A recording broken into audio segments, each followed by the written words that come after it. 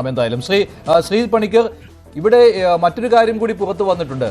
ഭീകരരും പാകിസ്ഥാൻ സൈന്യവും പാകിസ്ഥാൻ സർക്കാരും തമ്മിലുള്ള ബന്ധത്തെക്കുറിച്ചാണല്ലോ ഏറെ ചർച്ചയാവുന്നത്.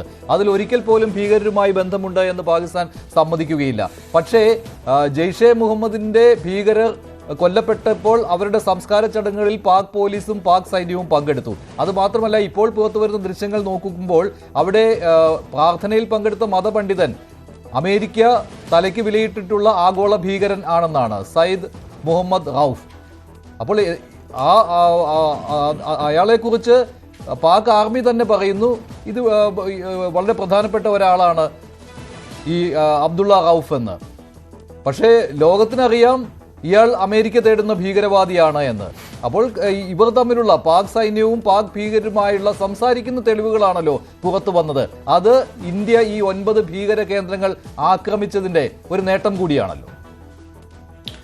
നിശ്ചയമായും. കാരണം ആദ്യം മുതൽ തന്നെ പാകിസ്ഥാൻ പറയുന്നത് പാകിസ്ഥാനിൽ ഭീകരവാദികൾ ഇല്ല എന്ന് മാത്രമല്ല, മറിച്ച് പാകിസ്ഥാൻ കണ്ട ദൃശ്യമാണത്. അത് അന്ന് 7-ാം തീയതി വൈകിട്ട് നടന്ന ഈ ഭീകരരുടെ സംസ്കാരത്തിന്റെ ദൃശ്യങ്ങളായിരുന്നു. അവിടെ ശവസംസ്കാരത്തിന്റെ ദൃശ്യങ്ങളായിരുന്നു. അവിടെയാണ് മതപണ്ഡിതനായി അവിടെ പ്രാർത്ഥന ചൊല്ലിയിരുന്നയാൾ അമേരിക്ക തലയ്ക്ക് വിലയിട്ടിരുന്ന ആഗോള ഭീകരനായ സയ്യിദ് അബ്ദുള്ള റൌഫാണ്. ശരി മഞ്ജുഷ്, ഞാൻ പറഞ്ഞത് പാകിസ്ഥാൻ എല്ലായ്പ്പോഴും അവിടെ ഭീകരവാദികൾ ഇല്ല എന്ന് മാത്രമല്ല, മറിച്ച് പാകിസ്ഥാനും ഭീകരവാദത്തിന്റെ ഒരു ഇരയാണ് എന്നാണ് പറഞ്ഞിട്ടുള്ളത്. അപ്പോൾ ഈ ഒരു ഓപ്പറേഷൻ സിന്ദൂർ ഉണ്ടായിരിക്കുന്ന പശ്ചാത്തലത്തിൽ പോലും അവരുടെ സർക്കാരിനെ നിയന്ത്രിക്കുന്ന പല മന്ത്രിമാരും വിദേശ മാധ്യമങ്ങളിൽ അടക്കം നൽകിയിരിക്കുന്ന അഭിമുഖങ്ങളിൽ, പ്രത്യേകിച്ച് അവിടുത്തെ ഇൻഫർമേഷൻ മിനിസ്റ്റർ ഒക്കെ തന്നെ പറയുന്നത് പാകിസ്ഥാൻ ഭീകരവാദത്തിന്റെ ഏറ്റവും വലിയ ഒരു ഇരയാണ് എന്നാണ്. അപ്പോൾ ദക്ഷിണേഷ്യയിൽ ഏറ്റവും കൂടുതൽ ഭീകരവാദം നേരിടുന്ന ഒരു രാജ്യം എന്നത് ഇന്ത്യ അല്ല, മറിച്ച് അത് പാകിസ്ഥാനാണ് എന്ന് പറഞ്ഞു വെക്കാനാണ് അവരെല്ലായ്പ്പോഴും ശ്രമിച്ചിട്ടുള്ളത്. അപ്പോൾ അങ്ങനെയുള്ള പ്രസ്താവനകൾ നടത്തുകയും അതിനുശേഷം അവിടെ നിന്ന് നേരെ ഇറങ്ങിപ്പോയി ഇത്തരത്തിലുള്ള ഭീകരവാദികളുടെ ഈ എന്താണ് അവർ പറയുന്നത്, ഈ മരണാനന്തരമുള്ള ചടങ്ങുകളിലൊക്കെ തന്നെ പങ്കെടുക്കുകയും അതിൽ തന്നെ മറ്റു ഭീകരരൊക്കെ തന്നെ മുഖ്യ കാർമ്മികത്വം വഹിക്കുന്നതൊക്കെ തന്നെ കണ്ടു നിൽക്കുകയും ഒക്കെ ചെയ്യുക എന്ന് പറയുന്നതിന് ചെറിയ തൊലിക്കട്ടി പോരാ. പിന്നെ പാകിസ്ഥാൻ ആയതുകൊണ്ട്, ഈ രാജ്യം പാകിസ്ഥാൻ ആയതുകൊണ്ടും ഇത് സംസാരിക്കുന്നത് പാകിസ്ഥാന്റെ ജനപ്രതിനിധികളാണ് എന്നുള്ളത് കൊണ്ടും നമുക്കതിൽ തെല്ലും ഒരു അസ്വാഭാവികത തോന്നേണ്ടതുമില്ല. കാരണം പാകിസ്ഥാനെ സംബന്ധിച്ചിടത്തോളം ഇത് സ്വാഭാവികമാണ്. അതുകൊണ്ട് തന്നെയാണല്ലോ ഈ വെടിനിർത്തൽ എന്ന് പറയുന്നിട്ടുള്ള ഒരു അറേഞ്ച്മെന്റുമായി ബന്ധപ്പെട്ട് ഒഫീഷ്യലായിട്ട് അവരുടെ രാജ്യത്തു നിന്നുള്ള പ്രതിനിധി തന്നെ പറഞ്ഞിട്ടും, സർക്കാരിന്റെ പ്രതിനിധി പറഞ്ഞിട്ടും അവർ ഏകപക്ഷീയമായി നമുക്ക് നേരെ ആക്രമണം തുടരുന്നതിന്റെ സാഹചര്യവും അതാണ്.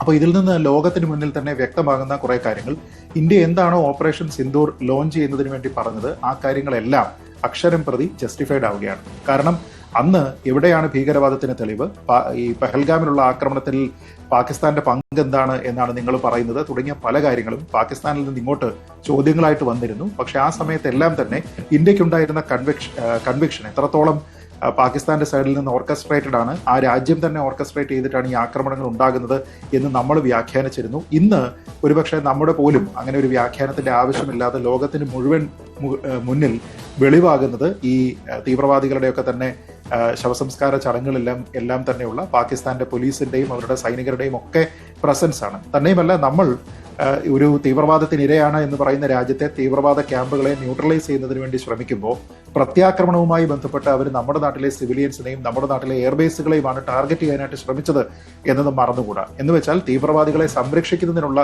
ഒരു പരിപാടി കൂടി അവരുടെ ഭാഗത്തു നിന്ന് സൈനികമായി ഇന്ത്യയെ നേരിടുക എന്നതിൽ കൂടി ഉണ്ടായിട്ടുണ്ട്. അതുകൊണ്ട് ലോകത്തിന് മുന്നിൽ പാകിസ്ഥാൻ എക്സ്പോസ് ആയി എന്നുള്ളത് ഒരു പ്രധാനപ്പെട്ട കാര്യമാണ്. രണ്ടാമത്, പാകിസ്ഥാൻ തന്നെ കാണിച്ചിരിക്കുന്ന മറ്റൊരു തീവ്രവാദ പ്രവർത്തനം കൂടി ഈ യുദ്ധസമാനമായ സാഹചര്യത്തിലുണ്ടായി. നമുക്കറിയാം, ഏതെങ്കിലും ഒരു എയർ സ്പേസിൽ ഒരു ഏരിയൽ ഫ്ലൈറ്റ് നടക്കുന്നുണ്ടെങ്കിൽ അവിടെ സിവിലിയൻ എയർക്രാഫ്റ്റിന് പറക്കാനായിട്ടുള്ള അനുമതിയില്ല. 1944 ഷിക്കാഗോ കൺവെൻഷനിലെ 3B ക്ലോസ് പ്രകാരം ഒരു പാസഞ്ചർ ഫ്ലൈറ്റിനെയും നമ്മളൊരു കവചമായിട്ട് ഉപയോഗിക്കാൻ പാടില്ല എന്നാണ്. അപ്പോൾ അത് പാകിസ്ഥാൻ വയലേറ്റ് ചെയ്തിട്ടുണ്ട് എന്നതും ഇന്ത്യ വ്യാഖ്യാനിക്കാതെ തന്നെ ഇപ്പോൾ ലോകത്തിന് മുന്നിൽ വ്യക്തമായിട്ടുള്ള കാര്യമാണ്. കാരണം ഏതെങ്കിലും ഒരു പ്രത്യേക സമയത്ത് ഏതെങ്കിലും ഒരു രാജ്യത്തിന്റെ വ്യോമ പരിധിയിൽ കൂടി ഒരു സിവിലിയൻ എയർക്രാഫ്റ്റിന്റെ മൂവ്മെന്റ് ഉണ്ടോ എന്നുള്ളത് ഈ ലോകത്തെ ഏതൊരു വ്യക്തിക്കും അറിയാനുള്ള സാങ്കേതികമായിട്ടുള്ള സംവിധാനങ്ങൾ ഇപ്പോൾ ഉണ്ട്. അപ്പോൾ അങ്ങനെ സംഘർഷം നടക്കുന്ന സമയത്ത് പോലും ഒരു തീവ്രവാദ പ്രവർത്തനം, അതായത് സാധാരണക്കാരായിട്ടുള്ള ജനങ്ങളെ പരിചയമാക്കി വെച്ചുകൊണ്ട് ഇന്ത്യ അഥവാ ആക്രമിക്കുന്നെങ്കിൽ അവരെ ആക്രമിച്ച് വീഴ്ത്തിക്കോട്ടെ എന്ന് കരുതി ഒരു ഇന്റർനാഷണൽ ഫ്ലൈറ്റിന് പോലും യാതൊരു വിധത്തിലുള്ള സുരക്ഷിതത്വവും ഒരുക്കാത്ത രീതിയിലത്തേക്ക് പ്രവർത്തിച്ച അങ്ങേയറ്റം നെറികെട്ട ഒരു റോഗ് നേഷൻ തന്നെയാണവർ എന്ന് അവരിപ്പോൾ തെളിയിച്ചിരിക്കുകയാണ്.